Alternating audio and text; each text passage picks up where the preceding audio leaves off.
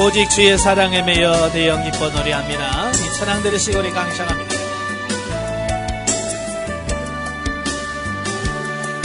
오직 주의 사랑에 매여 내 영 기뻐 노래합니다. 이 소망의 언덕 기쁨의 땅에서 주께 사랑드립니다. 우리 주의 임재 안에 갇혀 내 영 기뻐 찬양합니다. 이 소명의 언덕 거룩한 땅에서 주께 경배드립니다.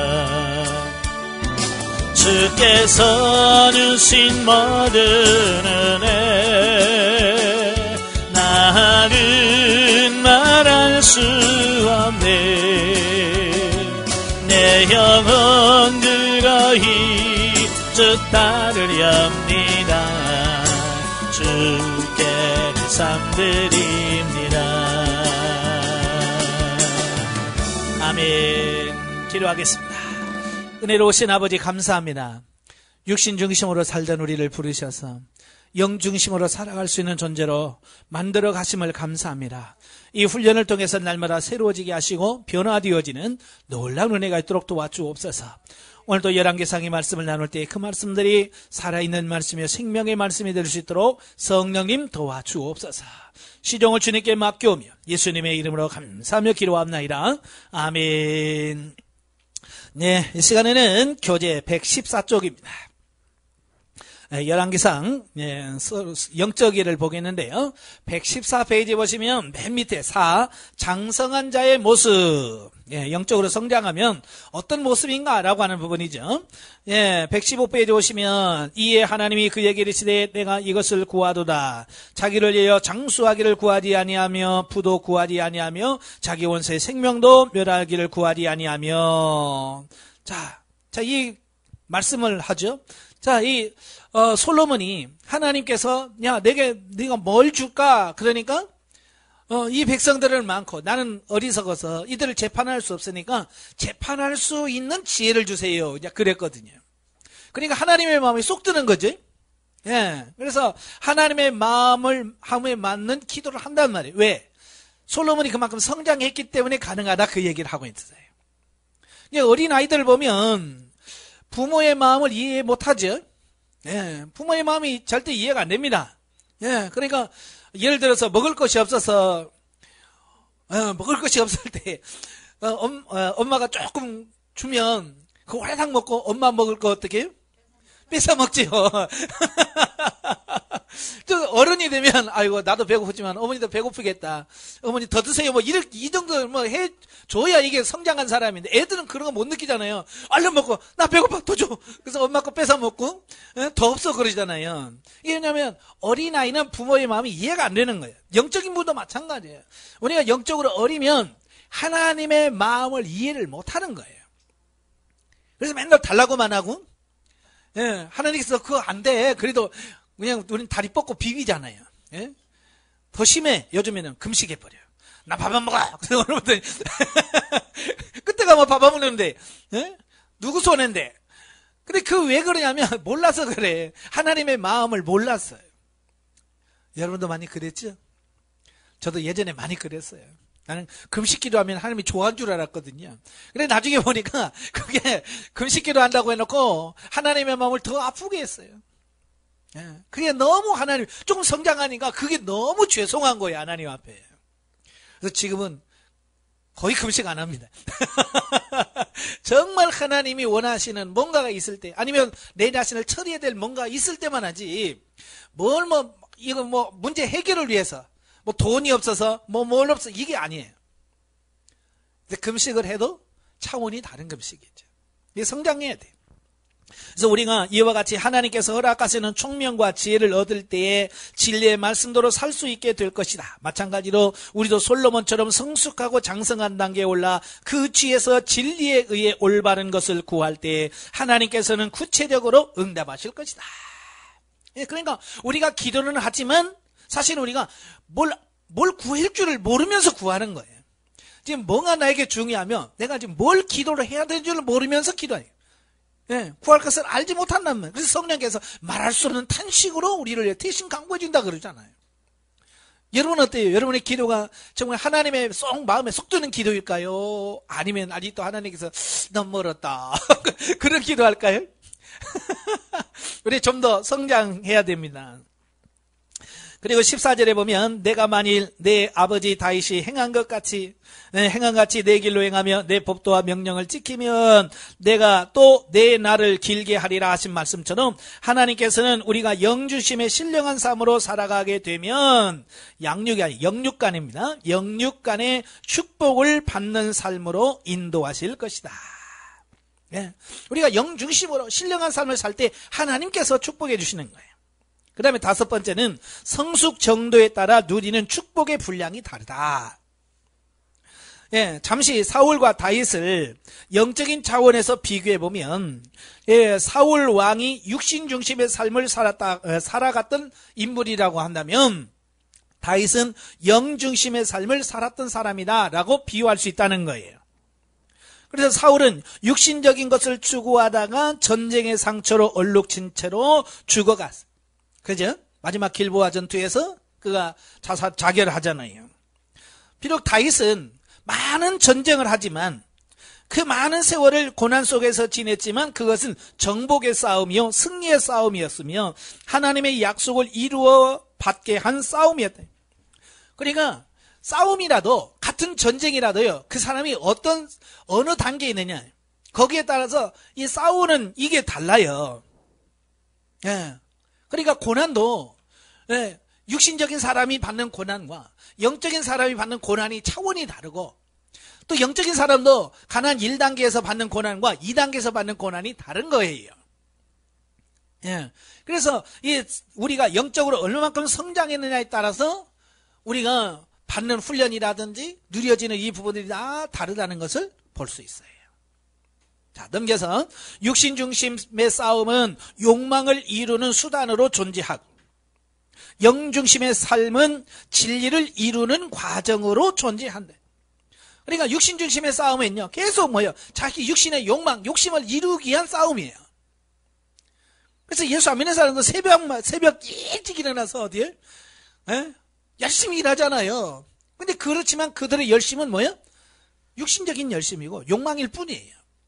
그러나 저와 여러분은 아침에 새벽에 그들보다 더 일찍 일어나죠?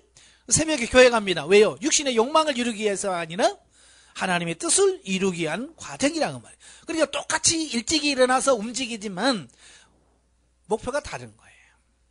물론 새벽기도 왔다고 해서 다 영중심은 아니죠. 새벽기도 왔어도 주님 돈 주세요. 그런 사람 또 있단 말이에요. 그래서 전자는 약속을 얻지 못해. 근데 육신 중심은 약속이 없어요. 하나님의 약속이 없어요. 그러나 영 중심의 싸움은 약속을 이어받는단 말이에요. 그래야 영적인 계보가 성숙하고 장성한 단계로 세워지는 단계로 이어짐으로써 솔로몬 때 이르러 성전을 짓게 되었으며 다윗은 아들 솔로몬은 번영이 약속된 왕국을 이어받게 됩니다. 따라서 이러한 이음줄을 통해 현재적 하나님 나라와 영적인 성숙은 불가분의 관계가 있다는 것을 발견하게 됩니다. 그러니까 다윗이 열심히 해서 그 영적으로 성장한 것이 그의 자식인 솔로몬에게 그대로 이어지잖아요. 그죠? 근데 사울은 어때요? 열심히 했지만 다 죽어요. 이어지질 않아요. 이 육신과 영의 차이란 말이에요. 마찬가지로 이 현재적 삶과 현세에서의 삶이 내세의 삶과 연결되어 있단 말이에요. 그러니까 지금 우리가 이 땅에 살면서 잘 살아야 돼. 그죠? 그래야 내세에서도 잘 살게 되어지는 거예요. 근데 보통 사람들은 그냥 이 땅에서는 개판으로 살고 천국에 가서만 누리자. 그렇게 생각한단 말이에요. 그게 돼요? 안 돼요? 안 돼요. 이어지기 때문에 지금 잘 살아야 돼요. 지금 변화되고 지금 새로워져야 된다는 걸 기억하시길 바랍니다. 예, 116페이지입니다. 하나님께서는 우리들에게 가나안 땅, 즉 천국을 베풀어 놓으셨다.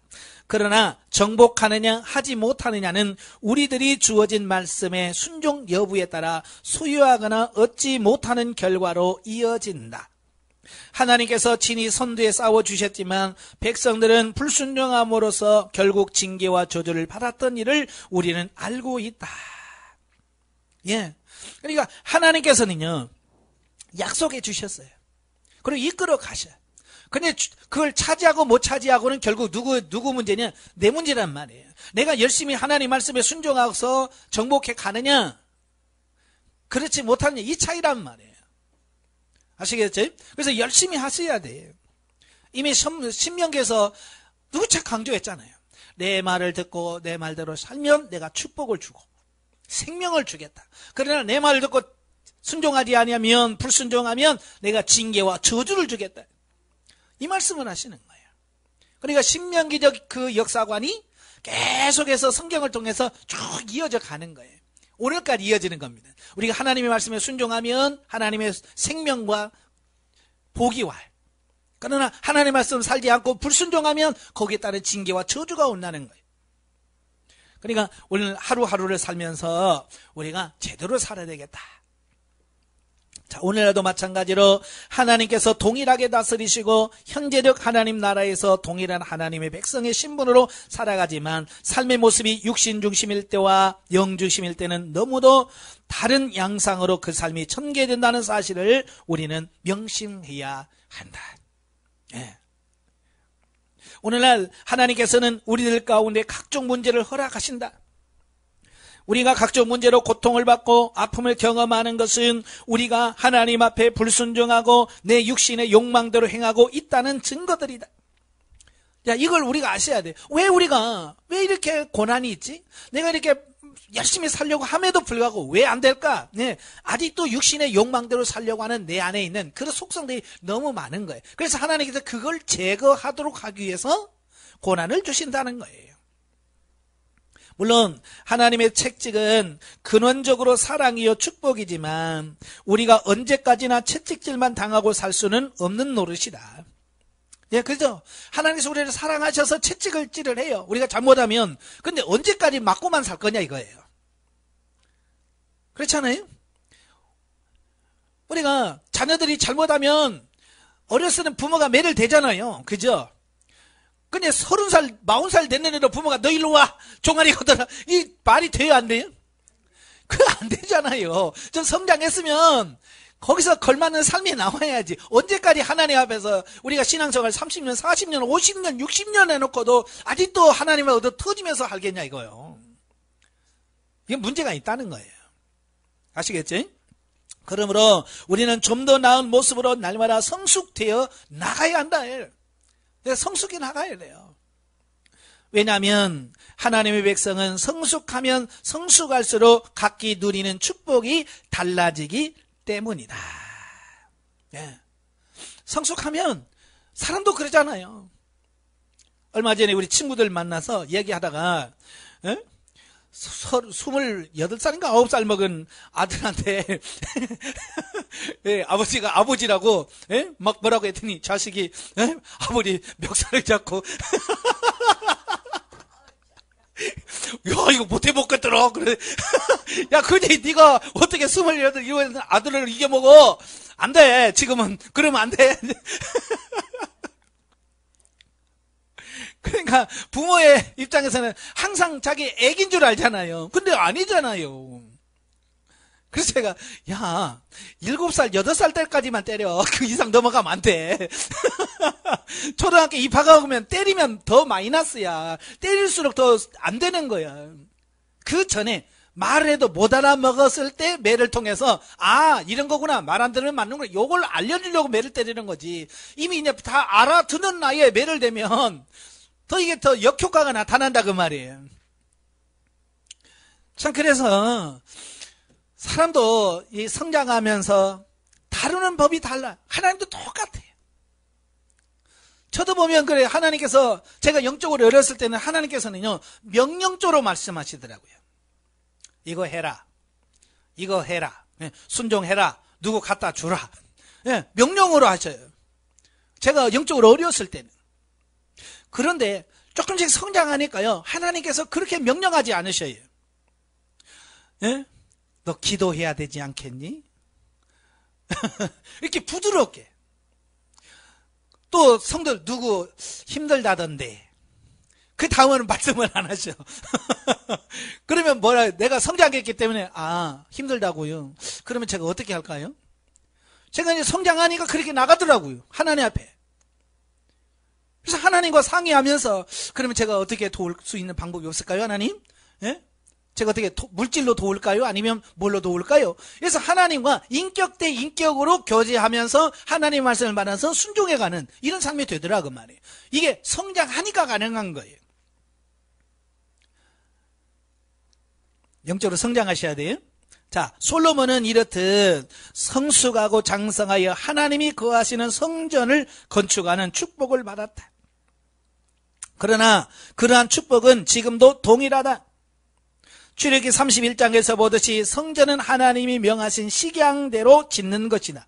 신약의 성전, 곧 우리의 심정 성전은 진리의 말씀대로 순종하는 삶과 신령한 은사를 동원하여 세우는 것이다. 그리고 한 걸음 더 나아가 이러한 과정을 통해 완성된 성전에서 날마다 주님과 동행하는 생명적 삶을 살아가게 되는 것이다. 그러니까 이런 걸 쭉 보면 그래요. 사울은 육신 중심의 삶을 대표하죠. 그러면 다윗은 우리 훈련의 과정을 비유하면 어느 단계까지 성장한 단계냐면 진리 단계까지 성장한 단계라고 보시면 돼요. 그래서 다윗은 하나님의 말씀대로 순종하면서 살아요. 그리고 성전 지을 수 있는 재료는 다 준비해 놓아요. 근데 성전을 못 짓죠? 그죠? 마찬가지예요. 저와 여러분들이 진리 단계까지 가면 하나님의 말씀대로 살면서 성전을 지어가지만 완성은 어디 단계에서 하느냐? 생명 단계에서 해요. 그래서 성전을 짓는 건 누구냐? 솔로몬이에요. 그러니까 솔로몬은 뭐냐? 생명 단계의 삶을 예표하는 인물이라고 볼 수 있어요. 이러고 보니 성경이 재밌죠? 그러니까 사울은 육신 중심의 삶을 예표하고 다윗은 열심히 훈련해서 우리가 기본 단계 1단계 2단계 윤리 실용 단계 3단계 진리 단계까지의 삶을 훈련을 통해서 이루어 나가신 사람은 다윗을 예표해요. 다윗이. 그 다음에 성장되어진 생명 단계의 삶을 예표하는 인물은 솔로몬이다 라고 이렇게 볼 수 있습니다. 그러니까 그러고 보니까 내가 누려지는 게 다 다르죠. 사울왕 때는 어땠어요? 물론 전쟁에도 이기기도 하지만 지고 쫓겨다니고 결국은 죽어. 이 육신의 삶은 사망인 거예요, 결과가. 그러나 다윗은 어때요? 승리하지요. 승리의 삶을 살아갑니다. 그러나 성전은 안 돼. 하나님께서 너는 안 된다. 그래서 성전을 못 짓게 하잖아요. 그죠? 그러나 솔로몬 때는 하나님께서 성전 지으라 해서 성전을 완성해서 하나님과 그냥 교제하면서 정말 이스라엘 역사상 가장 풍요롭고 이런 삶을 누리잖아요. 여러분도 마찬가지예요. 지금까지 신앙생활 하면서 열심히 바둥바둥 해왔지만 생명단계에 들어가면 지금 여러분이 평생에 누리지 못했던 그 평안과 안식과 그 모든 것들을 누리는 단계가 온다 그 말이에요. 아시겠죠? 자, 그리고 한 걸음 더 그러므로 영적으로 성숙한 자가 받아 누릴 축복은 실로 엄청나다고 할 수 있다. 우리가 이 세상에서 받아 누릴 축복 중에 하나님이 친히 동행하시는 축복보다 더 큰 축복이 어디 있겠는가. 예, 하나님께서 우리에게 주시는 축복 중에서 가장 큰 복이 무슨 복이에요? 예, 영적인데 영적인 것 중에 뭐예요? 성경 보세요. 하나님께서 복 준다 그럴 때 가장 큰 복을 선언할 때는 내가 너와 함께 하겠다. 하나님 자체가 복이에요, 복. 복의 근원이셔. 그러니까 뭐라고 그래? 하나님, 내가 너와 함께 할게. 근데 사람들은 그걸 좋아해요, 안 좋아해요? 안 좋아해. 하나님, 그거 말고요. 그냥 돈 줘요. 그냥 현찰 줘요. 이제 이런, 우리가 보통 이제 그런 거예요. 뭐가 진짜 중요한지를 모르니까 그러는 거예요. 성경에 보세요. 하나님께서 이스라엘 백성들이나 그 선지자나 뭐 제자들에게 항상 가장 큰 복을 선포할 때는 내가 너희와 항상 함께 있으리라. 임마누엘의 복이에요. 이게 가장 큰 복이에요. 우리가 생명 단계에 들어가게 되면 하나님께서 임마누엘의 복을 주세요. 하나님 우리와 동행하시고 함께 하시는 복을 주신다 그 말이에요. 자, 그 밑에 보시면 성숙 정도에 따라 달라진 솔로몬의 두 가지 기도의 모습과 응답입니다. 아까도 잠깐 설명드렸지만 이 기도도 마찬가지예요. 성장하면 기도의 내용이 변화돼요. 달라진다는 거예요. 똑같은 솔로몬에도 불구하고 1단계와 2단계가 달라요. 자, 거기 보시면 1단계는 기본 3당에서 1천 번째 드리면서 기도하는 내용이고요. 2단계는 이제 성전이 완성이 된 이후에 하나님께 봉헌하면서 드렸던 기도 내용이에요. 다르죠. 장소도 다르고요. 간구의 내용도 다릅니다. 1단계에서는 뭐 합니까? 방법론적인 지혜를 구합니다. 이 백성을 재판할 수 있는 지혜를 주옵소서. 예. 지혜롭게 백성을 재판할 수 있도록 위해서 기도합니다. 그러나 2단계에서는 성전에 와서 하나님 중심으로 기도할 때 그 기도가 실제가 되게 해주실 것을 구합니다. 하나님 누구든지 성전에 와서 기도하면 하나님이 응답을 받게 해주세요 라고 기도합니다. 그 다음에 응답의 결과 1단계에서는 지혜와 명철과 더불어 부귀영화를 얻었지요. 그런데 2단계에서는 뭐예요? 심령 성전에서 하나님께서 영광으로 임재하셔서 하나님의 공의가 내 삶을 통해서 이루어졌다는 거예요. 그래서 빽빽한 구름으로 그 성전에 꽉 찼잖아요. 하나님이 임재하시는 거예요. 그 다음에 적용은 1단계에서 온전한 헌신을 위해 자신의 참된 지혜를 구하는 자세가 필요하다는 거고요. 2단계에서는 우리의 심령 성전이 건축됨으로써 간구마다 응답되어지는 영적 실제의 삶이 유지되어져야 한다는 것을 우리에게 적용해주고 있어요. 그러니까 제가 훈련과정 하면서 말씀드렸지만 성장을 하게 되면 기도 내용이 달라지는 거예요. 우리 사람도 그러잖아요. 몇 살이냐에 따라서 엄마나 아버지하고 대화하는 내용이 달라지잖아요. 그냥 어릴수록 엄마 아빠한테 뭐만 해요? 달라는 거하고 놀아달라는 거. 그죠? 뭐 사주세요 하고 놀아달라는 거. 이거요. 애기일수록 그래요. 점점 커지면서 이제 그런 거 없어지잖아요. 예? 실생활에서 필요한 거, 이제 옷 사주세요. 뭐 신발 사주세요. 뭐 이런 거로 바뀐단 말이에요. 성장하면서 달라지는 거예요. 그런데 이제 대학교 졸업하고 직장 다니면 또 달라요. 이제는 부모님한테 달라는 것보다 이제 뭘로 바뀌어요? 뭐 해줄까요? 나 이거 월급 받았는데, 엄마 뭐 사줄까? 이렇게 바뀐단 말이에요. 왜? 성장하니까 달라지는 거예요. 우리 기도도 마찬가지예요. 어렸을 때야 맨날 달라고만 하죠. 성장하면서 하나님 오늘 어떻게 살아드릴까요? 하나님 내가 뭘 할까요? 하나님 내가 어떻게 헌신할까요? 기도 자체가 달라요. 이렇게 바뀌어줘야 돼요. 근데 철 안 드는 애기들처럼, 예? 60살이 되고 한갑이 넘고 진갑이 넘었는데도 엄마 저 밥 팔아줘. 또 돈 팔아서 놔줘. 이러면 이건 애기들이나 아는 짓이고 그거 얼마나 철 안 들어 이거. 그러면 안 돼요. 이제는 내가 성장했으면 부모에게 달라는 게 아니라 어떻게 하면 부모님 남은 평생에 어떻게 편하게 쉽게 편하게 사시다 갈 수 있도록 내가 거기다가 투자할 수 있는 이런 삶이 되어야 이게 진짜 성장한 사람이지. 연세 드신 부모님 찾아가가지고 언제 유산 남겨줄 거요? 뭐 탕자처럼 기왕 줄 거 빨리 줘요. 뭐 이건 아니에요. 이건 철이 안 든 거예요. 자, 넘겨서 표와 같이 성숙도에 따라 구하는 것과 얻는 것의 차원이 다르다는 것을 알 수 있는데 오늘날에도 1단계와 같이 성숙한 삶을 통해 하나님께 신령한 번제를 드림으로써 신령한 지혜를 받게 되는 시기가 있다. 여기서 지혜란 하나님의 말씀대로 사는 능력을 말한다. 이 지혜를 통해 주의 말씀을 쫓아 말씀대로 살게 됨으로써 온전한 헌신을 이루게 되고 영육간의 축복을 얻는 과정을 보여주는 것이다. 자, 여기서 우리가 기억할 것은 그러면 달라고 하는 기도가 무조건 나쁜 거냐? 아니란 말이에요. 달라고 해서 무조건 나쁜 것이 아니라 그 시대는 달라고 해야죠. 만약에 이제 막 태어난 애기가 내가 울면 우리 엄마가 슬퍼하겠지? 그래서 쩔쩔 보면서 응애도 안 해. 그냥 하고 있으면 이거 어떻게 해? 지가 못 얻어먹잖아. 그죠? 그때는 울어야 돼. 배고프면 엄마 밥 줘 그래야지. 에? 밥 달라고도 안 하고 쫄쫄 굶고 있으면 이건 성장이 제대로 안 되는 거예요. 그러니까 단계에 맞도록 사는 게 중요한 거예요. 아시겠죠? 제가 뭐라고 지금 말씀하려고 하는 것은 뭐냐면 성장했는데 애기짓 하니까 뭐라고 하는 거지. 애기가 애기짓 하는 것은 이쁜 거예요. 그건 정상인 거예요. 그죠? 이제 예를 들어서 이런 거예요. 이제 예수 안 믿다가 50살 돼가지고 교회 왔어요.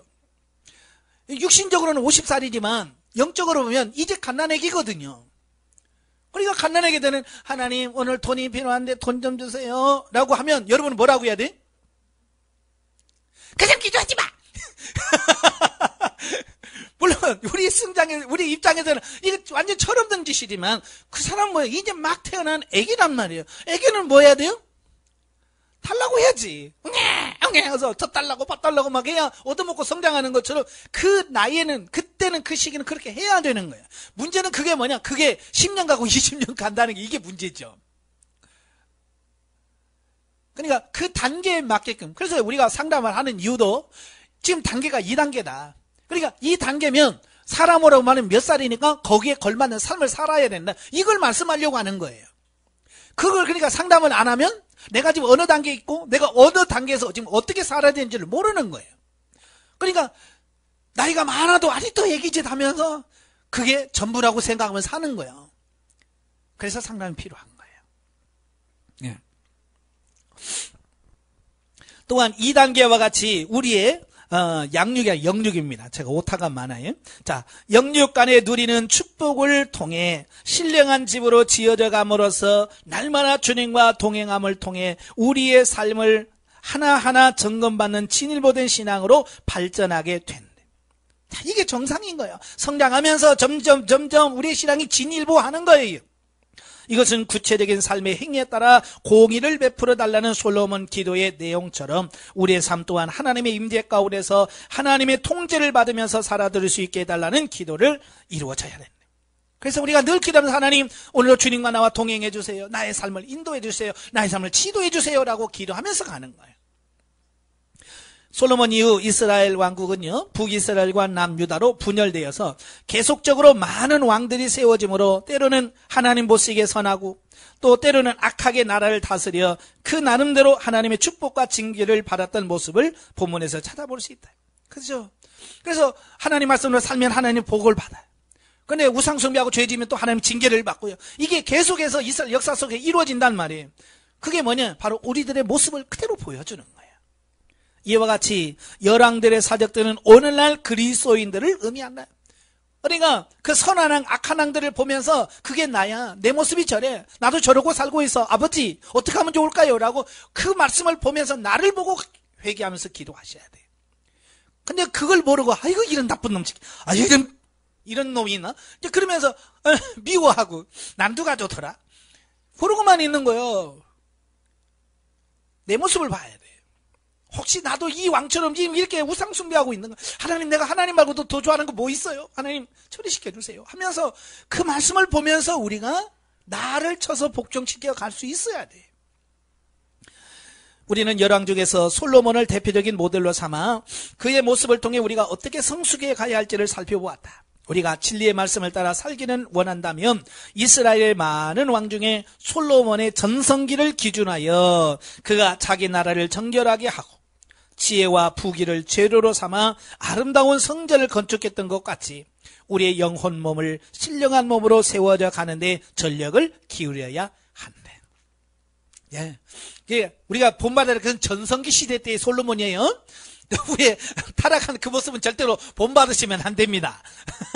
그런 걸 보면서 성장했다고 해도 솔로몬처럼 이렇게 타락할 수 있구나. 그걸 깨닫고 정신을 바짝 차려서 하나님께 기도하면서 가야지. 뭐 솔로몬도 그랬는데 뭐 나도 뭐 마누라 뭐 1,000명 얻어보지 뭐 이건 아닌 거예요. 네. 그런 걸 보면서 잘못되어진 부분을 보면서 이럴 수도 있구나. 사람이 성장하면 이럴 수도 있네. 이런 유혹이 와서 나는 어떻게 해야 되지? 아버지 난 그 유혹에 넘어가지 않게 해주세요 라고 기도하면서 가야 돼. 자, 6번째 영적 실제의 삶. 자, 영적 실제라고 하는 것은 우리가 이제 많이 말을 쓰죠. 영적 실제, 실제가 돼야 된다. 그 말을 많이 쓰는데, 과연 영적 실제의 영적 실제가 뭔지를 정확하게 알아야 돼요. 그죠? 자, 그래서 영적 실제란 무엇인가 한번 쭉 보죠. 자, 영적 실제란 성도들이 하나님께서 허락하신 천국에서 그 하나님의 말씀이 삶 가운데서 이루어지는 것을 경험함으로 모든 것들이 성도들에게 축복이 되고 하나님께 영광을 돌려드리게 되는 것을 말한다. 다시 말하면 영적인 것이 나의 삶 속에서 그대로 이루어지는 것. 예, 바로 그것이 영적 실제라고 할 수 있는 거예요. 쉽게 예를 들어서 신명기에서 말씀한 것처럼 내 말을 듣고 순종하면 내가 축복을 주고 그랬죠. 그래서 내가 정말 하나님 말씀도 순종해 보니까 하나님이 이 복을 주셨네? 이게 영적 실제를 경험하는 거예요. 또 반대로 내가 하나님의 불순종하고 죄지었더니 하나님께서 징계하셔서 야 정말 성경 말씀대로 내가 잘못하니까 맞네. 이게 영적 실제란 말이에요. 이제 이것을 어떻게 해야 돼요? 우리가 경험하고 체험해 가는 거예요. 이것은 단순히 경험주의 또는 체험주의가 아니라 예수님께서 아버지와 나는 하나다라고 말씀하셨던 것 같이 우리도 삶 가운데서 삼일체 하나님과 하나 되어야 한다는 신앙적 당위성을 이야기하고 있는 것이다. 그러니까 이게 돼야 돼. 영적 실제가 되어야 하나님과 동행한다는 게 실제가 돼서 이런 거구나라고 인식이 되어지는데 이게 안 되어지면 이론적인 신앙생활이 돼버리는 거예요. 예, 그래서 우리가 경험을 통해서 실제가 돼야 돼. 아시겠죠? 자, 오늘날 하나님을 믿는다고 하는 우리가 하나님과의 구체적인 영적 교제가 없이 그분과의 실제적인 인격적 만남이 없이 어떻게 능력 있는 그리스도인의 삶을 영위해 나갈 수 있겠는가? 지금껏 우리가 말해왔던 모든 신앙적인 용어들 이를테면 영적인 삶이라든가 신령과 진정으로 드리는 예배 등은 사실상 너무나 관념적이었고 막연했다. 이미 영이라고 하는 말에서부터 현실과는 다른 먼 훗날의 세계를 연상하고 그나마 좀 깊이 있게 들어간다고 해도 본능적 차원에서 조금 격상된 이성적인 행동이나 다듬어진 육신의 감정의 수준을 벗어나지 못하는 것이 현대를 살아가는 기독교인들의 신앙적 현수소다. 예, 그래서 교회에서 믿음이 좀 좋다, 영적이다라고 하는 사람들 보면 뭐요? 그래, 남들보다 좀 도덕적으로 윤리적으로 잘 살고 화 안 내고, 그죠? 좀 친절하고 그러면 저 사람 진짜 영적이야 뭐 이렇게 우리가 얘기한다 그 말이에요. 예, 정말 그게 전부일까? 아니란 말이에요. 그러나 기독교 신앙은 결코 관념적이거나 막연한 것이 아니고 구체적이며 실제적인 것이에요. 오늘날 현실의 삶 속에서 실현되어져야 하고 말씀이 이루어져야 한다는 거예요. 예. 그래서 성경 말씀이 실제가 돼야 돼요. 예. 그래서 하나님 말씀에 순종하면 복을 받는 것을 경험해. 그게 정상이잖아요. 그죠? 내가 잘못하면 하나님께 매맞는 게 정상이고요. 근데 보통 보면, 하나님 잘해도 복도 안 주대. 내가 죄 졌는데 하나님은 아무것도 없어. 이러면 뭐예요? 그 사람은 실제가 지금 안 되고 있는 거예요. 하나님과 나와 영적인 관계가 안 된 거예요. 쉽게 말하면 이런 거야. 내 자식은 잘못하면 매를 때리기도 하고, 예? 징계도 내고 그래요. 그러나 남의 자식은 어때요? 남의 자식 잘못되면 어떻게 해요? 하고 끝내버려요. 왜? 나와 상관이 없거든요. 하나님도 마찬가지예요. 하나님과 관계가 있는, 정말 하나님의 자녀가 됐다고 한다면 하나님께서 우리가 잘못하면 너 안 되지. 너 그러면 안 돼. 혼나기도 하고 매도 맞기도 합니다. 왜? 내가 하나님의 아들이니까. 이런 관계가 영성이 돼서. 그러나 버린 자식들은요 신경 안 써요. 하나님께 죄를 짓든지 말든지. 예? 이 관계가 중요하다. 그래서 이 사변적 신앙이 문제예요. 죽은 신앙. 우리는 삶 속에서 구체적인 그분과의 만남과 지속적인 교제를 통해서만이 비로소 내 삶이 변화되고 환경이 바뀌고 관념적이든 영적 삶이 실제적으로 경험되어진다는 사실을 발견하게 될 것이다. 그러니까 영성훈련을 하게 되면 이제 머리로만 믿는 게 아니야. 지식적으로만 믿는 게 아니고 실제로 삶 속에서 경험해가면서 체험해가면서 신앙생활 하는 거예요. 이게 실제인 거예요. 자, 우리가 이제 결혼이라고 하는 걸 할 때, 결혼하기 전에 책들을 많이 읽어요. 결혼이란 뭐냐? 결혼하면 결과가 뭐냐? 이익이 뭐냐? 이런 책 읽는다고 결혼 생활이 돼야 안 돼요? 이게 지식일 뿐이에요. 그죠? 물론 그런 걸 알고 결혼을 해서 살면 도움이 되겠죠. 그러나 그런 것만 알고 결혼 안 해. 그러면 그 사람은 백날 결혼에 대해서 아는 거예요? 모르는 거예요? 이론만 알지 실제로는 모르는 거거든요. 그게 문제예요. 우리가 지금 그러고 있다니까요. 성경이 뭐냐, 영적인 건 뭐냐 라고 하는 건 지식만 갖고 있지 실질적으로 내가 맛을 보고 경험해보는 이런 게 없어요. 그러니까 실제가 안 되는 거예요. 자, 그래서 1번 영적 실제가 안 되는 이유. 왜 안 되냐? 사람은 세상에 태어나자마자 누가 가르쳐주지 않았는데도 울거나 엄마의 젖을 먹는 행동을 한다. 이것은 본능이다. 유치원에 가고 학교를 다니기 시작하면서 초보적인 사회생활을 경험하고 성인이 되어 경쟁사회 속에서 내던져지면서 세상의 법칙을 철저하게 터득하고 세상적으로 적용하지 못하면 도저히 삶을 살아갈 수 없다는 이 세대의 흐름에 속아 삶을 살아갑니다. 그래서 현대인들은 지금 시대를 경쟁사회라고 그래요. 예, 그죠? 하여간 태어나면서부터 경쟁이에요. 그래서 부모들은 막 그 경쟁에서 어떻게든지 우리 아들 키워보려고 막 하기 싫은 거 막 시키죠. 학원 가, 여기가, 영어가, 국어가, 해서 막 애들 시키는 거. 왜? 경쟁사에서 떨어지면 애들은 살 수 없다는 어떤 그런 관념 속에서 사로잡혀서 그래요. 그러면 옛날 사람들은 학교 문 앞에도 안 가보신 분들은 어떻게 다 죽었게요? 안 해요. 좀 힘들지만 다 살았어요. 그게 중요한 게 아닌데, 지금 뭐냐면 세상 풍조에 속아서 살아요. 우리 예수 믿는 사람은 똑같아요. 예. 실컷 예배 드리고 구역 예배 같은 데 모여서 어디 학원이 좋아? 어디로 보내야 돼? 그러면서 맨날 세상 사람들이 하는 그걸 똑같이 하고 있잖아요. 왜? 우리 사고와 가치관이 똑같으니까.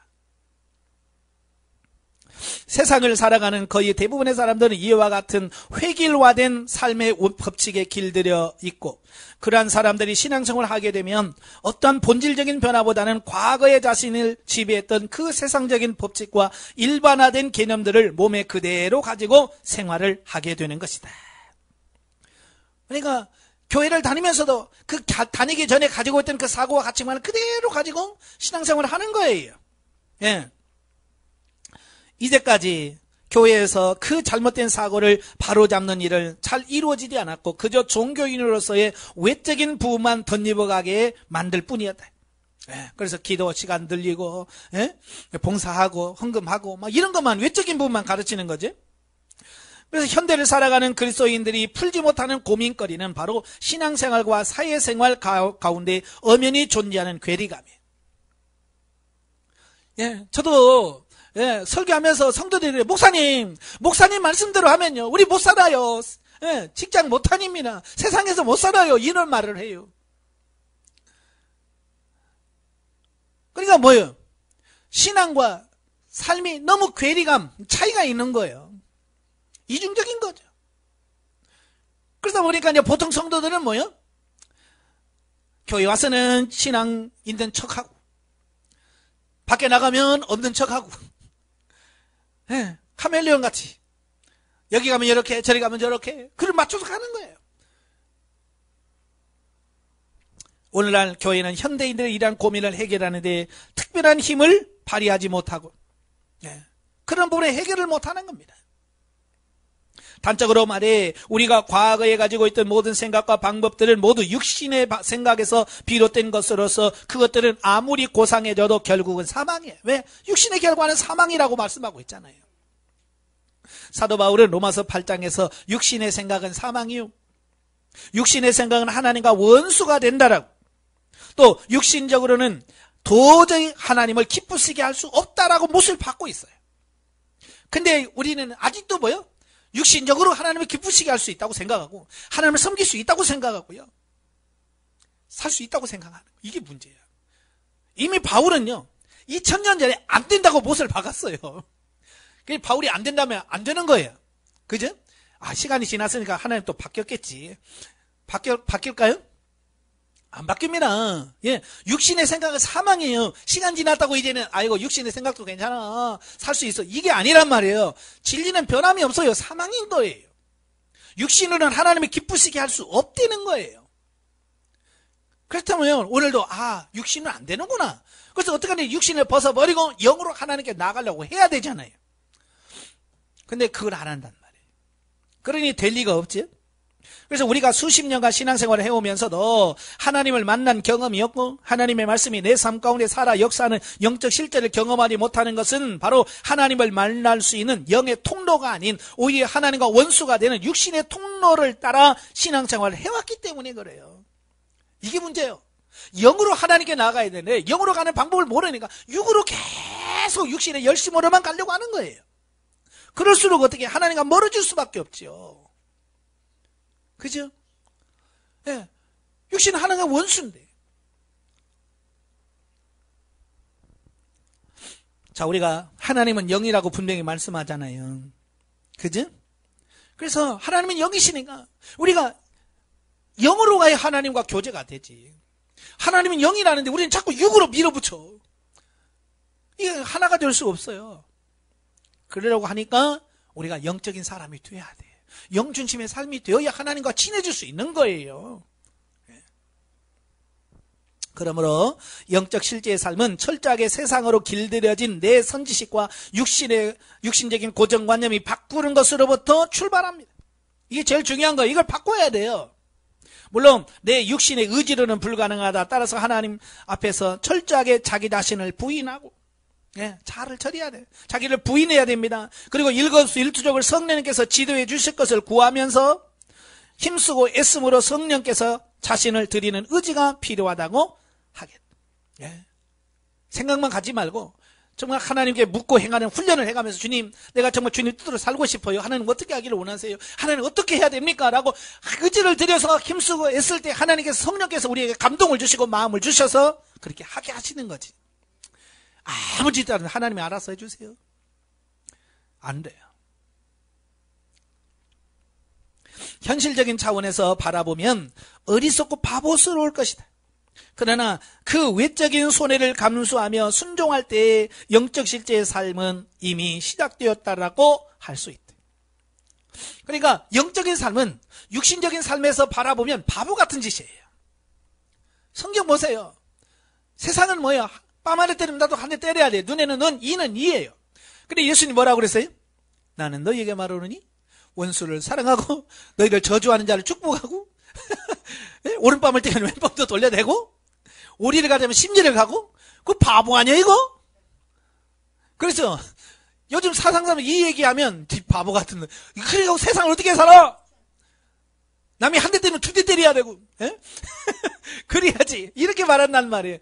그 사고와 가치관은 안 돼요. 바보처럼 생각해요.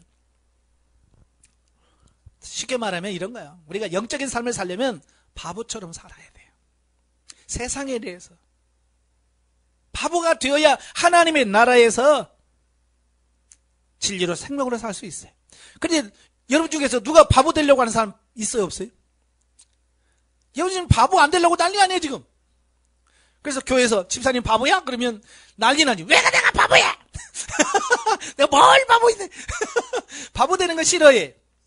근데 영적으로 보면 바보가 돼야 돼. 맞아요, 나 바보예요. 나는 욕심도 없고요. 어찌 보면 영적으로 그렇게 돼야 진짜 영중심의 삶을 사는 거예요. 근데 그런 바보가 누가 되려고 하냐고요. 안 돼. 그러니까 너무 똑똑하고 잘나서 이 영적 실제가 안 되는 거예요. 바보가 돼야 돼. 바보가 돼야 돼. 이번 두 번째, 영적 실제의 삶의 여정. 사람은 누구나 육신 중심의 신앙으로 출발하지만 영 중심의 변화를 통하여 잠자던 영혼이 깨어나고 영적인 훈련을 통하여 자아가 파쇄되는 과정을 거쳐서 온몸이 죄를 끊고 진리를 쫓아 살아가는 단계에 이르게 된다. 그러니까 태어나면서부터 영 중심의 삶으로 태어나는 사람은 아무도 없어요. 태어나자마자 10살로 태어난 사람이 있어요, 없어요? 없어요. 다 아기로 태어나. 마찬가지 영적으로는 마찬가지란 말이에요. 다 다 갓난아이, 영적인 갓난아이로 태어나서 어때요? 신앙생활과 훈련을 과정을 거치면서 조금씩 성장해 가고 변화되어져 가는 거예요. 지금 저도 가고 있고 여러분도 지금 열심히 가고 있는 거죠. 그래서 마침내는 우리의 온 몸 전체를 진리 가운데서 하나님께 드리며 생명적인 삶의 실체를 누리게 되는 것이다. 그러니까 지금 안 된다고 너무 낙심할 필요 없어요. 훈련받아 가다 보면 됩니다. 아시겠죠? 자, 그 표가 있지요. 예, 표를 보면 성도의 신앙 연령, 초신자가 있고요. 성장 단계 신자, 성숙한 신자의 단계. 이렇게 아까 제가 설명드린 것 또 구체적으로 또 나오네요. 자, 성경 인물은 초신자는 사울을 예표하고 좀 성장해 가고 있는 사람은 다윗을 예표하고 그다음에 아주 이제 성숙한 사람은 누구냐? 솔로몬이 대표적인 인물이에요. 자, 영적 단계를 보면 사울은 육신 중심이라고 그랬죠? 그다음에 다윗은 영적 과도기, 훈련받고 영적이 성장해 가는 과정. 그다음에 솔로몬은 영 중심이라고 말씀하고 있어요. 그래서 실제적인 결과를 보면 사울은 실패하지요. 그죠? 근데 다윗은 뭐요? 실패와 승리를 교차로 가면서 승리할 때가 많지만 또 실패할 때도 있어요. 그러나 솔로몬은 어때요? 진리로 승리하는 삶이 주어지더라. 자, 표에서와 같이 신자의 여정을 3단계로 나누어 보면 육신 중심의 초신자 단계인 사울의 수준을 지나 변화 훈련의 과정을 거쳐 승리와 실패의 부분적인 경험을 반복함으로 마침내 왕으로 세워졌던 다윗의 단계를 거쳐서 마침내 성령의 내적 외적인 충만을 통해 온전히 영중심으로 세워졌던 솔로몬의 전성기 단계에 이르게 된다. 지금 우리도 이렇게 가는 거예요. 지금 여러분 어느 단계에 머물렀다고 봐요? 사울 단계예요? 다윗 단계예요? 솔로몬 단계예요? 아직 모르겠어요? 이걸 알아야 돼. 항상 그래. 자기 현주소를 알아야 된다. 자기 현주소를 알아야 그 다음부터 정신 차려서 아 이렇구나. 이러면 안 되는구나. 이렇게 깨달게 돼. 상담하면서 다 말씀하잖아요. 제가 이 단계는요. 사람으로 말하면 몇 살이에요. 제가 말씀하잖아요. 그걸 딱 보면 아 내가 지금 초보 단계구나. 내가 지금 열심히 훈련하는 다윗의 단계구나. 이걸 알 수 있죠. 그래서 제대로 상담하지 않으면 다 착각하고 사는 거예요. 사울처럼 살면서 자기는 솔로몬처럼 살고 있다고 착각하는 거예요. 여러분 착각한다고 되는 게 아니잖아요. 그렇게 안 사라지면 그게 의미가 없어요. 그냥 나 혼자 착각하고 사는 거지. 그래서 제대로 정확하게 알자는 거예요. 필자는 신앙의 초기 단계에서 하나님의 충만한 은혜를 경험하였다. 그러나 곧이어 시험을 통해 오는 말할 수 없는 고통과 괴로움, 순종과 불순종의 영적 갈등을 겪었다.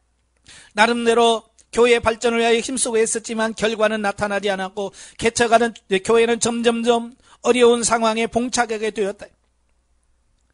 예, 참 이게 문제예요.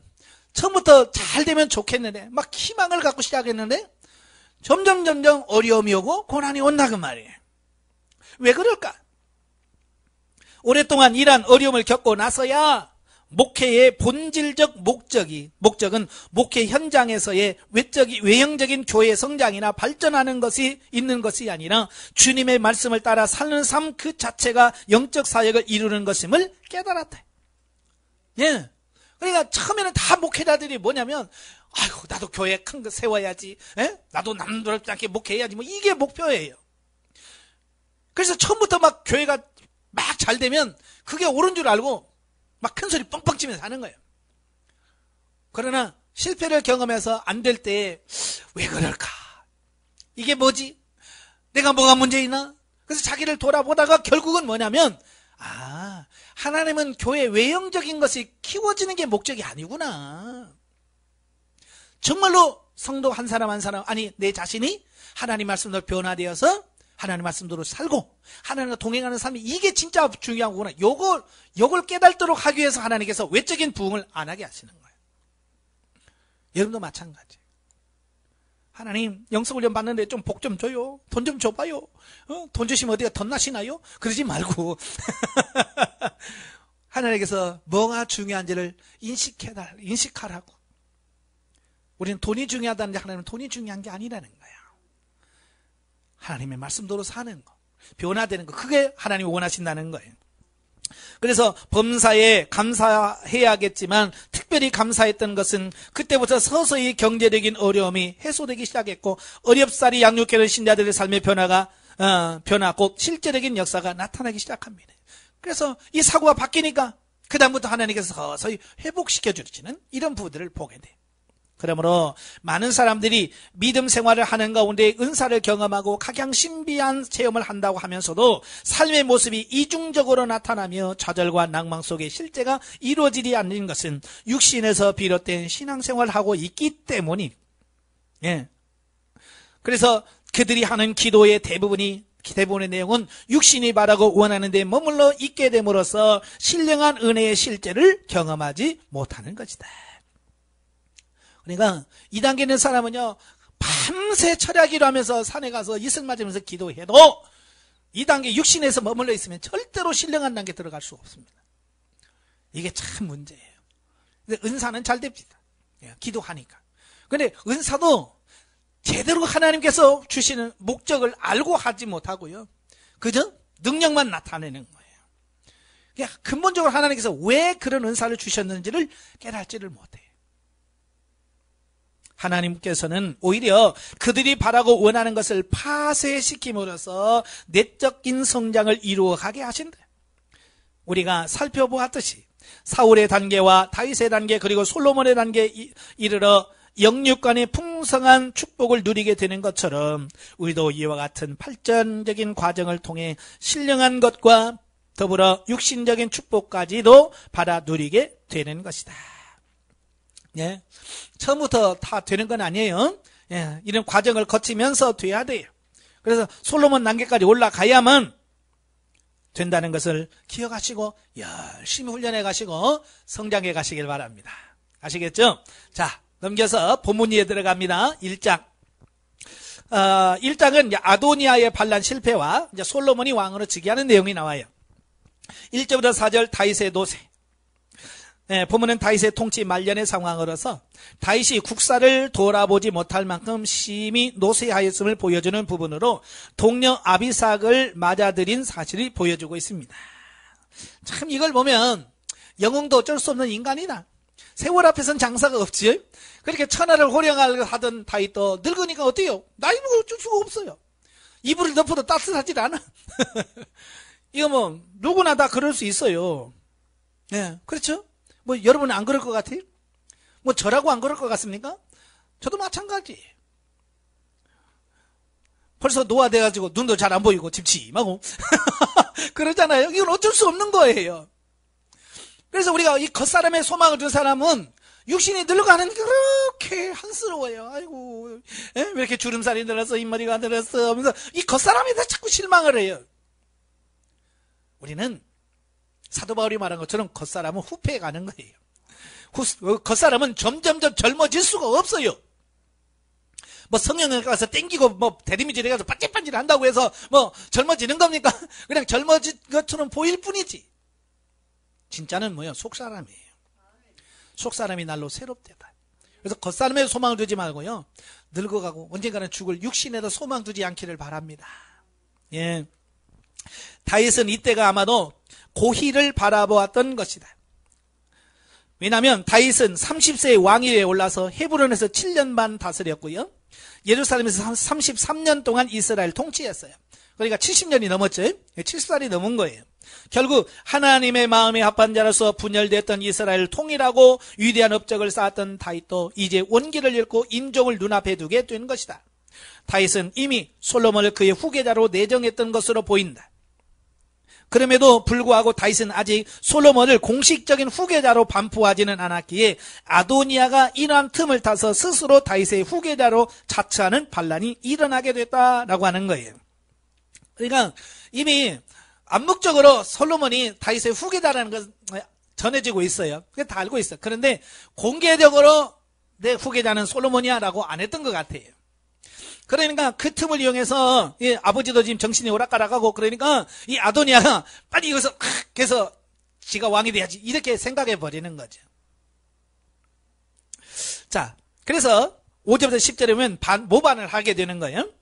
그래서 다윗의 무기력함을 이용하여 야심가인 아도니아가 군사 지도자인 요압과 종교 지도자 아비아달과 모의하여 스스로 이스라엘의 왕으로 자처했음을 보여줍니다. 어찌 보면 뭐 다 잡은 거죠.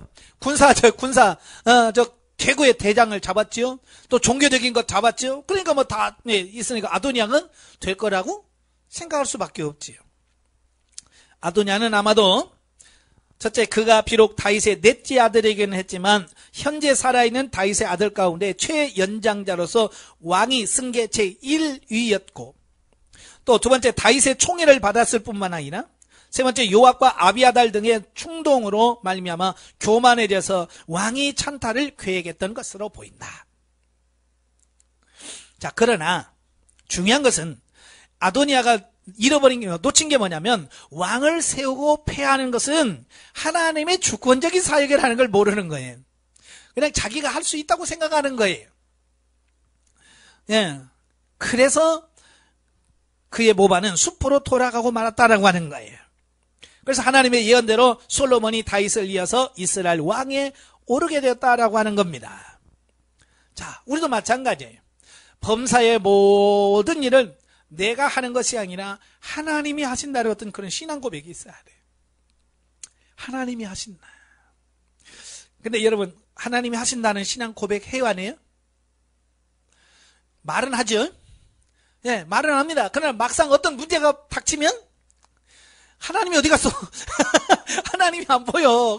내가 그냥 조급해가지고 그냥 팔짝팔짝 뛰는 거예요. 하나님이 하신다.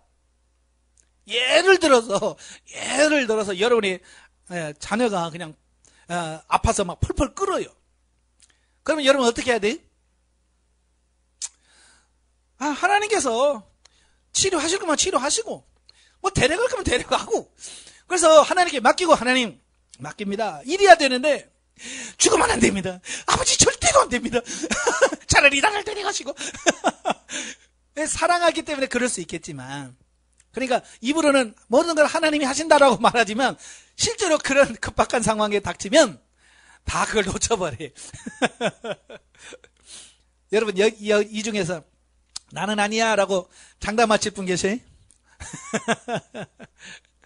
참 그 어려운 문제예요. 어려운 문제. 대부분이 부모는 다 자녀들 문제 때는 다 그렇거든요. 그래서 하나님이 하실 거예요. 하나님 우리 자녀 키워주실 거예요. 그래놓고 이제 대학교 입학할 때 되면 막 그냥 불안해가지고, 목사님 기도 좀 해줘요. 이거 어디로 해야 돼요? 그래서 막 이렇게 불안해하는 모습을 보면서, 야, 이게 입으로의 신앙 고백한다고 해서 그게 전부는 아니구나. 철저하게 하나님의 하신다는 것을 인정하시길 바랍니다. 11절부터 31절까지면 선지자 나단의 계획과 다윗의 결단. 자, 보면은 아도니아의 왕위 찬탈 시도를 저지하려는 선지자 나단과 밧세바의 노력과 하나님의 뜻을 실현하려는 다윗의 결단을 볼 수 있다. 사실 나단에게 있어서 아도니아의 모반을 저지하는 일은 매우 화급한 일이 아닐 수 없었다. 왜냐하면 만일 아도니아의 왕위 등극이 기정사실화되면 나단 자신의 정치 생명이 끝나면 물론, 왜냐하면 나단은 어쩌면 지금까지 다윗 왕에서 옆에서 항상 조언해주던 어떤 그런 삶이잖아요. 그죠? 그러니까 이제 다윗이 아도니아가 왕이 되면 이제 팽당하는 거죠. 또 이제 그렇게 되면 끝나는 거 아니에요.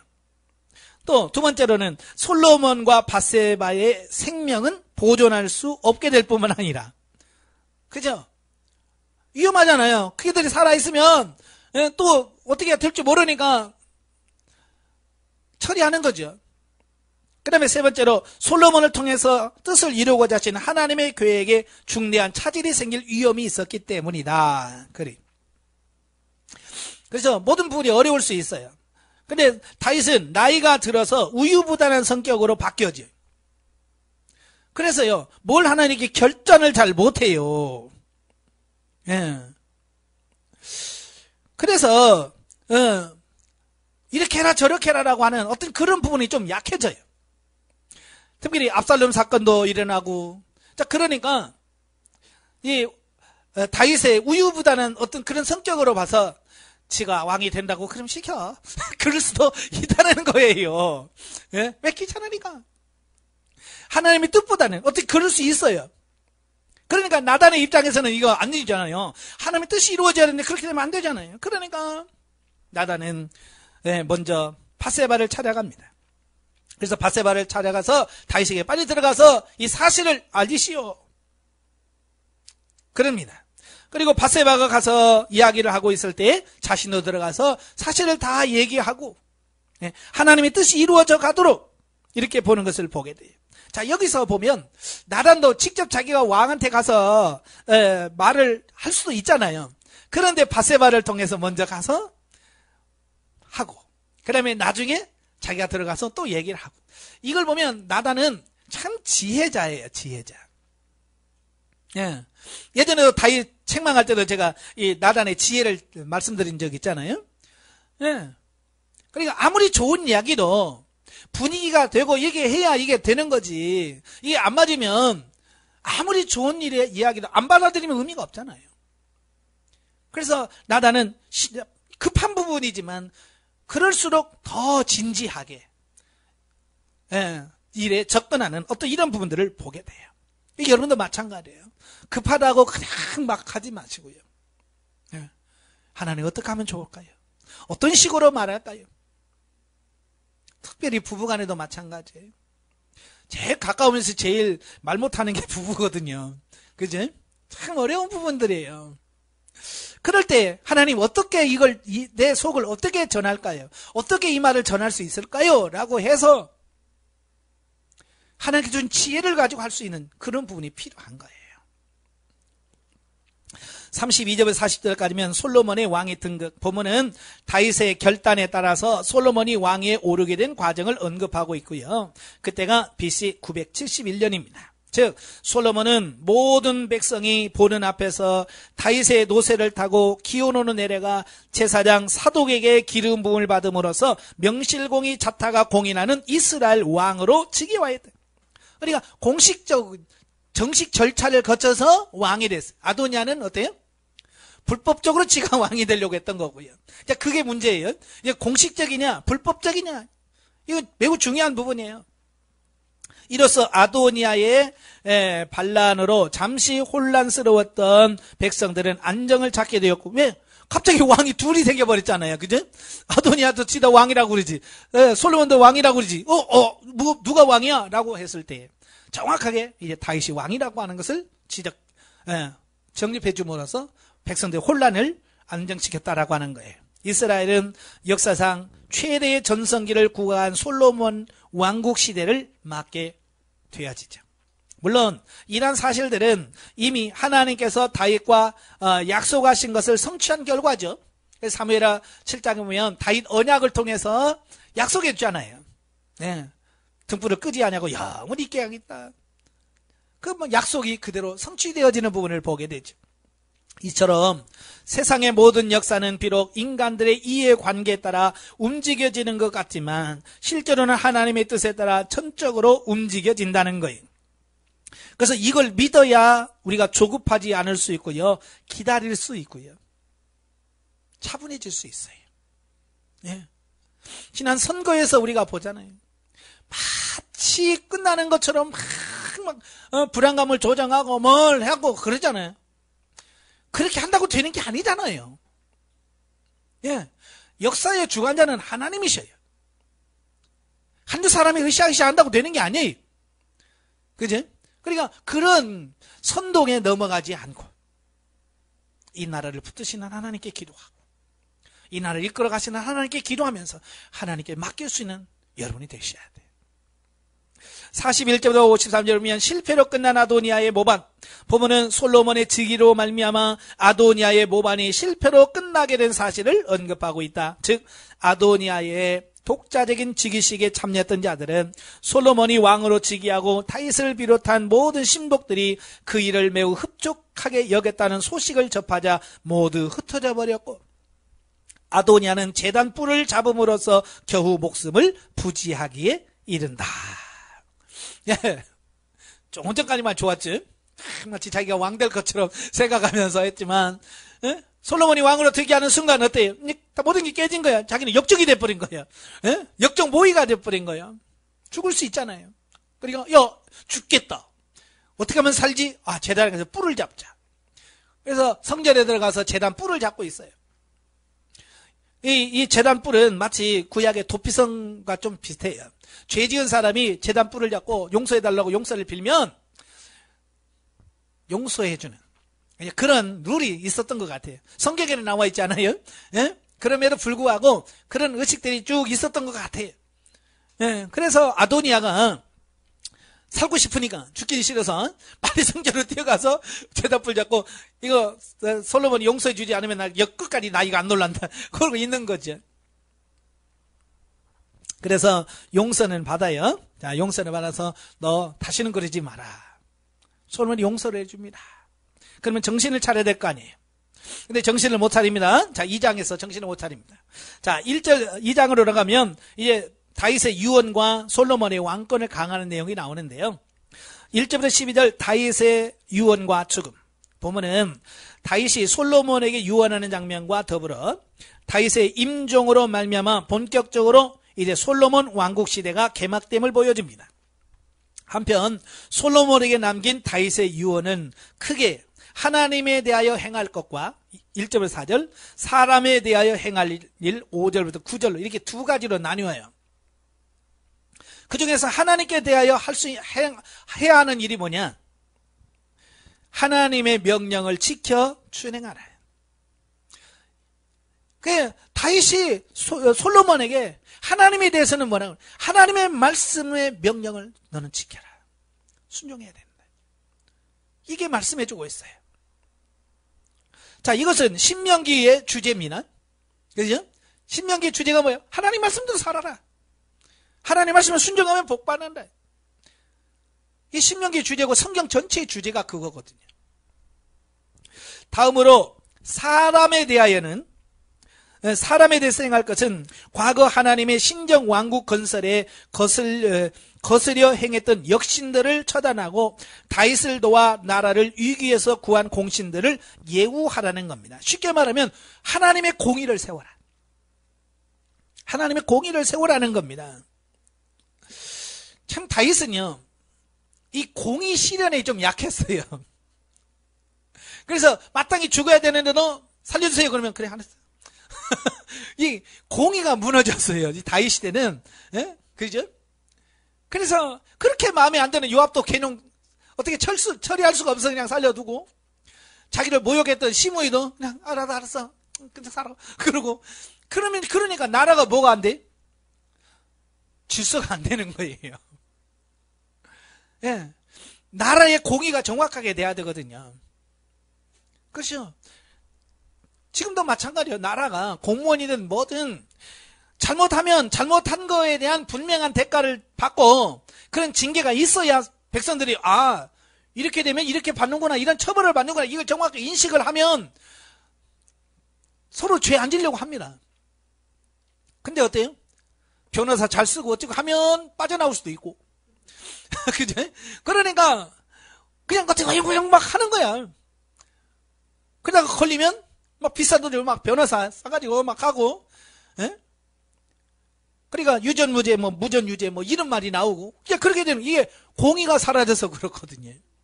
절대 그러면 안 돼요. 세상은 이 법이 정확하게 실현되어져야 백성들이 삶을 제대로 살 수 있는 겁니다. 예. 근데 다윗에는 아직 그게 조금, 왜냐면 다윗 성격상 맺고 끊는 게 좀 없어요. 우유부단해요. 그러니까 자기 큰아들이 다말 범했을 때도 그냥 위야무야 그냥 넘어가 버려요. 구레기 담 넘어가지 그냥 우리 쑥쑥 넘어가요. 이게 또 그게 마음에 안 드니까 압살롬이 형 죽여버리고 도망가 버리고 또 불러들이긴 하죠. 그렇지만 또 성격상 어떻게 할 수도 없고, 그러니까 오라고 해놓고는 아는 척도 안 하고, 그래서 또 반역이 일어나고 막 이런 사건들이 일어난 게 뭐니? 예? 그 요압의 그 다윗 왕의 우유부단한 그 성격, 공의를 실행하지 못하는 어떤 그런 부분이에요. 그러니까 죽으면서 자기는 못하고 아들한테 너 그놈들 그냥 제명에 못 살게 해라. 그래서 솔로몬에게 떠넘기는 거예요. 자, 이러한 다윗의 유언에는 다윗의 파란만장한 생애에서 체득한 체험적인 신앙이 담겨져 있다. 그러니까 이런 유언을 한 것은 뭐냐면 자기가 70년 살아가면서 경험했던 그 바탕으로 지금 신중하게 말하는 거예요. 그러면서 그가 늘 승리하는 삶을 살 수 있었던 것은 그가 하나님의 계명과 계명에 순종하는 삶을 살았기 때문이다. 이런 사실은 익히 잘 알고 있는 그였기에 그는 지금 자신을 이어 왕위에 오른 솔로몬에게 하나님의 법에 순종하여 살기를 촉구한 것이다. 예. 그러니까 자기의 삶을 보면 나오잖아요. 하나님 말씀 이렇게 막 살 때는 모든 것 막 다 승리했잖아요. 그냥 밧세바 먹고 난 이후에는 모든 게 안 돼. 그래서 하나님의 말씀대로 살 때는 이렇게 좋았었는데 불순종가 이렇게 됐구나. 그러니까 너만큼은 나 같은 실수하지 마라. 끝까지는 하나님 잘 믿어. 그 얘기를 하고 있는 거예요 지금. 그러니까 경험에서 나온 거예요. 경험에서. 그러니까 우리가 경험자의 말을 무시하면 돼야 안 돼? 무시하면 안 됩니다. 예. 왜냐하면 그분도 경험하면서 나온 그 부분들이거든요. 그러니까 그 얘기를 잘 들으면 우리가 얼마든지 실수를 줄일 수 있는 이런 부분이 되어지는 거예요. 우리가 젊은 사람들이 실수하는 이유가 뭐냐면 연세 많으신 경험자들의 말을 안 듣는 거예요. 자기들만 잘난 거죠. 그죠? 왜냐하면 나이 70이라면 70평생 살면서 나름대로 성공한 것도 있고 실패한 부분도 있잖아요. 다 똑같을 수는 없지만 그렇죠? 그래서 그 삶의 노하우를 잘 들어보면 이렇게 해서 실패했구나. 그러면 나도 이러면 실패할 수 있겠네? 라고 해서 그걸 정립하면 얼마나 자기 유익이 되겠어요. 여러분 좀 잘 들으시길 바라요. 영적인 선배들의 말도 잘 들으시고요. 영성훈련 먼저 받으신 분들의 경험도 잘 들으시면서 잘 그걸 깨달으시길 바라요. 자, 13절부터 25절에 보면 아도니아의 최후. 보모니아의 솔로몬이 그 하나님의 신정 왕국을 확장해 나가는데 겁짐돌이 되는 존재들을 차례로 이제 제거함으로써 왕권을 공고히 확립해가는 과정을 말씀하여 주고 있습니다. 자, 그 중에서 보면은 일전에 모반을 꾀했다가 거짓 회개로 목숨을 부지했던 아도니아가 또다시 악한 계교를 꾸몄다가 처형된 사실을 보게 됩니다. 그러니까 자기 꾀에 자기가 넘어간다는 말이 있잖아요. 예? 머리 굴려가고 너무 죽어요. 솔로몬은 머리가 비상한 사람이잖아요. 지혜로운 사람이에요. 어떻게 이겨먹어요? 못 이기죠. 자, 그러니까 뭐냐면 아도니아가 밧세바한테 가가지고 옛날 다윗이 나이 들어서 이불을 덮어도 따뜻하지 않으니까 어린 동료를 아비삭을 이제 얻어서 주었잖아요. 근데 그 아비삭을 자기 아내로 달라는 거예요. 그러니까 밧세바 입장에서는 뭐 주든지 말든지 그렇잖아요. 꼴 보기 싫었는데. 그러니까 알았다. 그래서 솔로몬한테 가서 아도니아하고 결혼시켜줘라. 그렇게 이야기를 하는 거죠. 이 밧세바는 이 아도니아가 무슨 꿍꿍이 속을 꾸미고 있는지를 모르는 거예요. 그러나 솔로몬은 그 말을 딱 듣는 순간에 얘가 지금 뭘 하는지를 아는 거예요. 그래서 얘는 살려주면 안 되겠구나. 더 살려주면 안 되겠구나. 그래서 그를 처형시키라고 명령을 해버립니다. 제가 저 사울 얘기할 때 사울이 죽고 나서 그 사울 왕의 첩을 아브넬이 취했잖아요. 그죠? 그것은 뭐냐면 그 선 왕의 첩을 취한다는 얘기는 내가 다음에 왕권이 될 때 이걸 정당성을 주장할 수 있는 어떤 근거가 되는 거예요.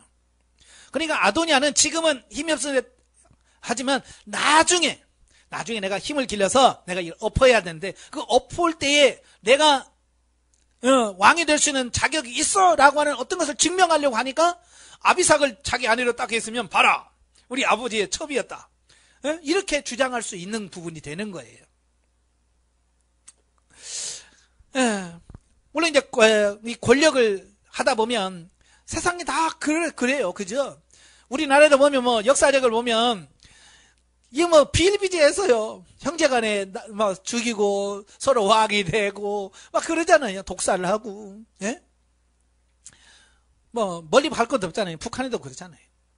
김정은이가 대표돼가지고 예?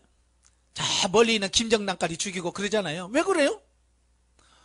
자기 자리가 위태롭거든요. 살아있으면 자기 자리가 위태로운 거야. 그러니까 쳐버리는 거예요. 이건 세속사에 있어서 흔히 있는 일이에요. 그러면 사울도 세속사적인 차원에서 그랬을까? 아니란 말이에요.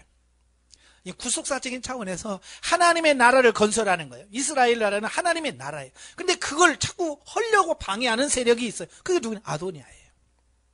그러니까 솔로몬의 입장에서는 하나님의 나라를 허는 방해가 되면 안 되거든요. 그래서 제거하라고 말씀하셨다는 거예요. 그러니까 개인의 감정이 아닙니다. 개인의 감정이 아니에요. 그러니까 아도니아가 가만히 있었으면 안 죽어요. 그러나 용심을 갖고 하니까 하나님의 나라를 헐려고 하니까 죽인 거죠. 그 다음에 26절 35절은 이제 아비아달과 요압을 숙정하는 부분이 나오는데요. 아도니아의 반란 의무에 가담했던 제사장 아비아달과 군대장관 요압을 이제 솔로몬이 숙정을 합니다.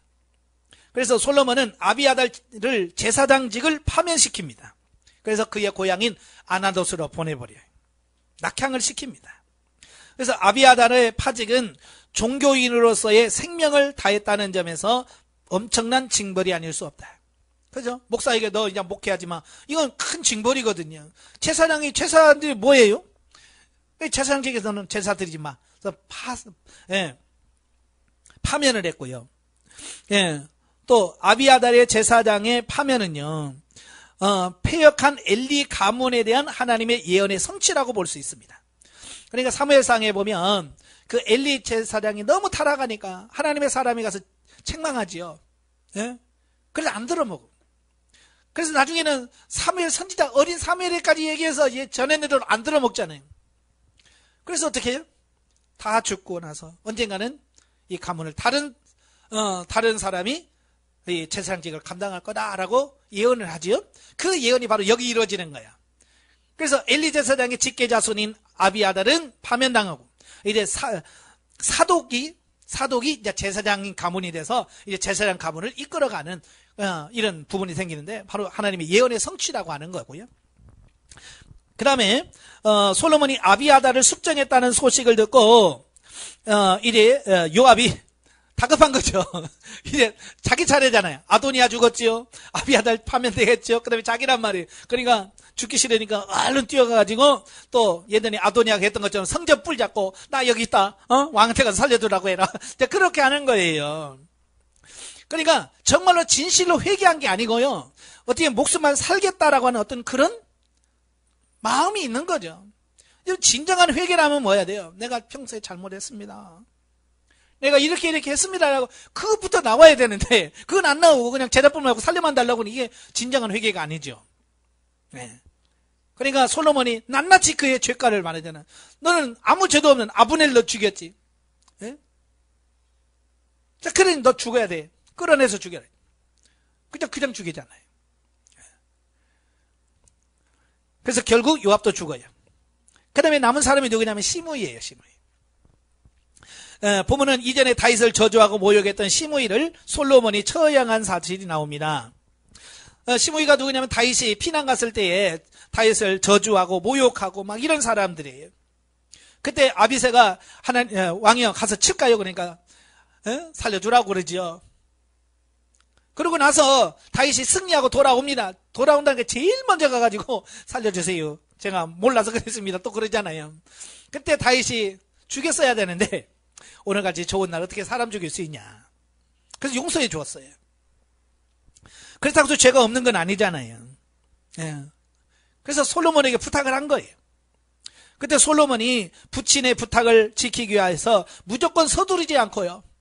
기회를 본 거예요. 그를 불러다가 너 예루살렘에 있어라. 예루살렘 안에 있으면 넌 산다. 그냥 예루살렘 밖에 나가면 넌 죽는다. 그런데 어리석게도 시므이가 자기 노예 찾으러 갔다가 그게 발각돼가지고 죽지요. 자, 이것을 통해서 죄인은 이렇게 반드시 심판을 받고 정죄받는다는 것을 꼭 기억하시고. 자, 영적에 보죠. 46절은 선왕 다윗이 남겨뒀던 대적을 그의 아들 솔로몬이 물리치고 솔로몬의 나라가 견고해졌음을 말씀하고 있다. 영적인 의미에서 현재적인 하나님의 나라에서는 영적으로 성장하여지면서 여전히 남아있는 육적 성품이 십자가를 통과하여 처리되는 것만큼 하나님의 나라를 누릴 수 있음을 보여준다. 그러니까 저와 여러분이 영적으로 영성훈련을 받고 영이 성장하면서도 처리받지 못한 육이 남아있단 말이에요. 그래서 그게 불쑥불쑥 올라와요. 그죠? 혈기가 올라오죠. 미워하는 감정 나오죠. 그때마다 어떻게 해야 돼요? 아, 요놈이 요압이구나. 처리해야 돼. 나사렛 예수님으로 처리시켜. 예. 그래서 내 불쑥불쑥 올라오는 육신이 다 처리해야 되는 거예요. 그래야 어떻게 돼요? 솔로몬이 대적을 다 치고 나니까 나라가 편안해졌더라. 우리 이게 다 처리가 되어야 평안하고 안식을 누릴 수 있다고 하는 것을 말씀해주고 있어요. 예. 여러분의 요압은 어디 있어요? 여러분의 남아있는 시므이는 어디 있어요? 예, 다 찾아내야 돼요. 그래서 하나하나 처리해 가셔야 돼요. 아시겠죠? 기도하겠습니다. 은혜로우신 아버지, 참으로 우리가 영적 실제를 살기를 원하지만 여전히 우리가 영적 실제를 살지 못하는 부분들이 많습니다. 여전히 육이 남아있고요. 아직도 육신이 중심이 돼서 우리의 삶을 끌어가려고 하는 이런 성향도 많습니다. 주님 처리시켜 주시고 온전히 영 중심으로 사는 우리 모두가 될 수 있도록 성령님 도와주시옵소서. 예수님의 이름으로 감사하며 기도합나이다. 아멘. 하나님께 드립니다.